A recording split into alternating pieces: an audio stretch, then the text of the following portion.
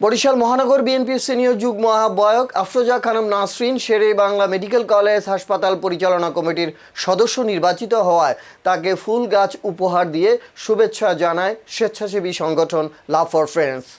শুক্রবার 28 আগস্ট বিকেলে নগরীর কাজীপাড়া এলাকায় আফরোজা খানম নাসরিনের নিজ বাসভবনে সংগঠনের পক্ষ থেকে টবসহ ফুল গাছ উপহার দিয়ে ব্যতিক্রমী এই শুভেচ্ছা জানানো হয়। এ সময় উপস্থিত ছিলেন লাভ ফর ফ্রেন্ডসের প্রতিষ্ঠাতা পারভেজ শিকদার, সহসভাপতি নুসরাত জাহান, অর্থ বিষয়ক সম্পাদক মাহমুদুল হাসান, কার্যকরী সদস্য মেহেদী হাসান, আজিজুর রহমান ও রেজাউল ইসলাম। এ ধরনের উপহার পেয়ে আফরোজা খানম নাসরিন লাভ ফর ফ্রেন্ডসের সদস্যদের ধন্যবাদ ও কৃতজ্ঞতা জানান। তিনি বলেন, প্রচলিত ফুলের তোড়ার পরিবর্তে টবসহ ফুলের গাছ উপহার দেওয়ার উদ্যোগ অত্যন্ত সুন্দর ও প্রশংসনীয়। পরিবেশ বান্ধব এমন উদ্যোগ সমাজে ইতিবাচক বার্তা বহন করে।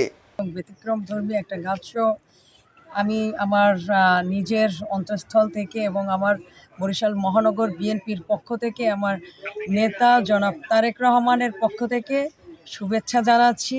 কারণ তিনিও গাছকে ভালোবাসেন এবং এই প্রকৃতির তাকে কিন্তু এখন সবাই বলে যে গ্রিন, আমাদের একজন গ্রিন প্রাইম মিনিস্টার।